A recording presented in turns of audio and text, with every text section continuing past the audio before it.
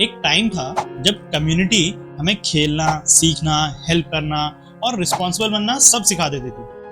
आज इन्हीं चीजों के लिए हम अलग अलग एक्सपेंसिव कोर्स में बहुत पैसे देते हैं और कितने वीडियो के एंड में मैं इसका एक साल का बिल दिखाऊंगा और ये नंबर आपको सरप्राइज कर सकता है।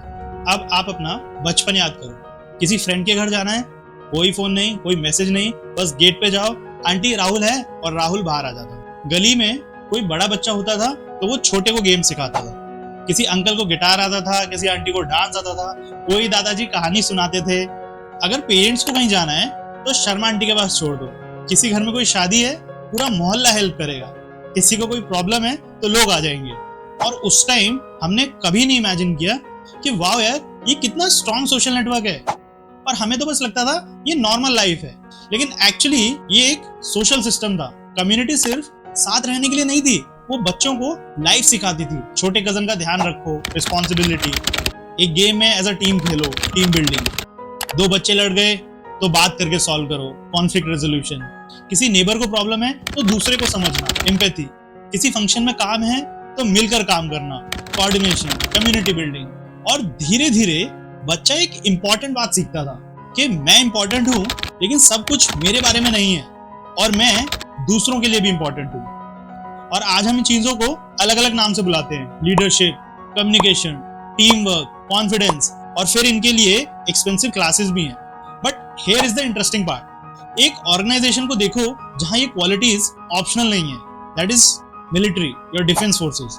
स्ट्रेंजर्स को एक साथ लाओ, different cities, different families, different personalities, और उन्हें बोलो अब तुम एक टीम हो। लेकिन सिर्फ साथ रहने से टीम नहीं बनती, एक दूसरे पर भरोसा करना सीखना पड़ता है, एक दूसरे की हेल्प करनी सीखनी पड़ती है, और प्रेशर में साथ में काम करना पड़ता है। इसलिए मिलिट्री टीम्स को ये चीज प्रैक्टिस करवाती है। और यहाँ मुझे एक इंटरेस्टिंग कनेक्शन दिखता है। मिलिट्री जिस चीज को जानबूझकर बिल्ड करती है, हमारे बचपन में इसका कुछ पार्ट हमारी कम्युनिटी करती थी। और इसी चीज पे एक फेमस राइटर रॉबर्ट पुटनैम ने बुक लिखी है, बोलिंग अलोन, और उन्होंने एक बहुत सिंपल आइडिया को एक्सप्लेन किया है, that is social capital. Simple Hindi में, आपके पास सिर्फ पैसा ही वैल्यू नहीं है, आपके रिलेशनशिप्स, आप किसी को जानते हो, कोई आपको जानता है, आप किसी की हेल्प करते हो, कोई आपकी हेल्प करता है, emergency, your environment, your surroundings. यानी स्ट्रॉन्ग रिलेशनशिप्स एक इनविजिबल सपोर्ट सिस्टम बनाते हैं, और इसी को रॉबर्ट पुटनैम ने सोशल कैपिटल कहा है। हमारी जनरेशन इसी सोशल कैपिटल की वजह से सिर्फ अपने पेरेंट्स से ही नहीं कनेक्टेड थी, वो अपने ग्रैंड पेरेंट्स से, अपने कजन से, अपने नेबर से, मोहल्ले के अंकल आंटी से, चौकीदार से, सफाई वाले से, इवन आइसक्रीम वाले से।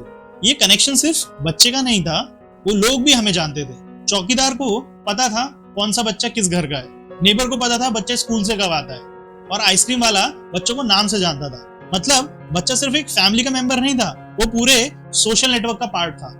और ये चीज सोचो आप कि आपको अपना पुराना घर याद आता है या उस घर से जुड़ी हुई जिंदगी।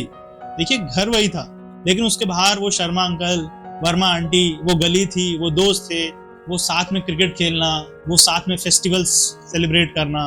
आप घर को मिस नहीं कर रहे होते, आप उस सोशल लाइफ को मिस कर रहे होते हो जो उस घर के अराउंड बनी थी। अच्छा, आप ही मेरे को बताओ, कितने लोग अपने करंट फ्लैट को लेकर 20 साल बाद नॉस्टैल्जिक होंगे? मे बी प्रॉब्लम ना घर की नहीं है, हम घर बना रहे हैं और उसके अराउंड जो सोशल स्ट्रक्चर है वो नहीं बन रहा है। और जब वो कनेक्शन स्ट्रांग नहीं बनते ना, तो एक घर से दूसरे घर, एक सिटी से दूसरी सिटी मूव करना भी इमोशनली ईजियर हो सकता है, क्योंकि हमने घर के साथ वो रिलेशनशिप्स बिल्ड ही नहीं किए। देखिए, अब मैं ये नहीं कह रहा कि पुराना जमाना परफेक्ट था, बिल्कुल भी नहीं। प्राइवेसी कम थी, लोग इंटरफेयर करते थे, जजमेंट भी था। मॉडर्न लाइफ ने हमें फ्रीडम, प्राइवेसी, कैरियर अपॉर्चुनिटीज और कन्वीनियंस दी है।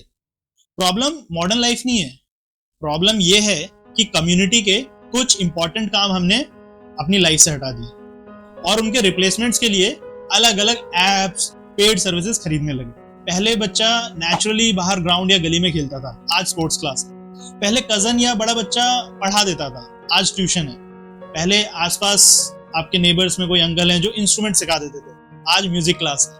पहले नेबर्स इमरजेंसी में बच्चा रख लेते थे, आज डे केयर या बेबी सिटर है। पहले बच्चों के पास पूरी गली, पूरा ग्राउंड होता था, आज पेरेंट्स वीकेंड एक्टिविटीज प्लान करते हैं। और मैं ये नहीं कह रहा कि सर्विसेज बुरी हैं, स्पोर्ट्स एकेडमी अच्छी है, म्यूजिक टीचर बहुत अच्छा है, डे केयर जरूरी हो सकता है, प्रॉब्लम सर्विसेज में नहीं है।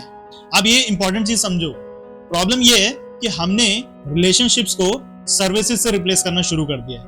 और अब वो नंबर जो मैंने आपसे बिगनिंग में प्रॉमिस किया था, देखिए ये नंबर एक कम्युनिटी जो सिखा रही है उसकी प्राइस नहीं है और वो कैलकुलेट भी नहीं हो सकती। मैं सिर्फ एक अर्बन फैमिली की पेड एक्टिविटीज का एक अप्रोक्सीमेशन कर रहा हूँ और ये बहुत कंजर्वेटिव नंबर्स है। School bus around 39,000 a year, private tuition around 13K a year, urban average, sports रफली 20 to 25,000 a year, म्यूजिक या dance 2500 per month, that's 30,000 a year, and communication classes, camps, other activities के लिए around 20,000 मान लो। और जब आप इनको total करोगे ना, ये करीब करीब 1.25 लाख रुपए आएगा। और एक इंपॉर्टेंट बात, इसमें school fees, day care, therapy, swimming, travel और बहुत कुछ इंक्लूडेड नहीं है। द रियल पॉइंट इज, आज हम उन्हीं चीजों के लिए अलग अलग पे कर रहे हैं जो पहले फैमिली और कम्युनिटी मिलकर प्रोवाइड करती थी, और पैसा ही नहीं, टाइम भी। और शायद यही मॉडर्न पेरेंटिंग को डिफिकल्ट भी बना दिया। अब आप जापान का एग्जांपल लीजिए।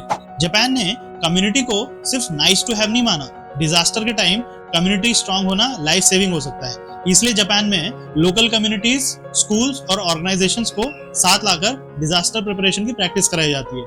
थिंक अबाउट दिस कि डिजास्टर के टाइम क्वेश्चन सिर्फ मैं क्या करूंगा नहीं होता, क्वेश्चन होता है हम क्या करेंगे, और यही कम्युनिटी की असली पावर है। तो शायद हमने कम्युनिटी को गलत समझा। कम्युनिटी का मतलब सिर्फ पास पास रहना नहीं है।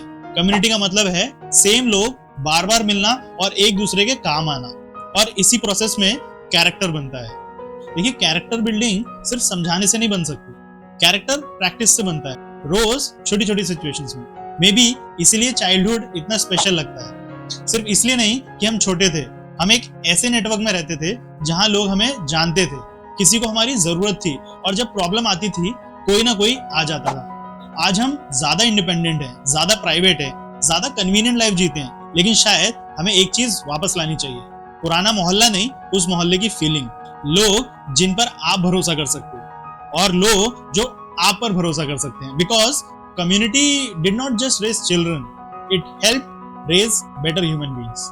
ये है लॉजिक पोस्ट और मैं हूं हिमांशु, और हम ऐसे हिडन सिस्टम्स और लॉजिक्स को यहाँ डिकोड करते हैं।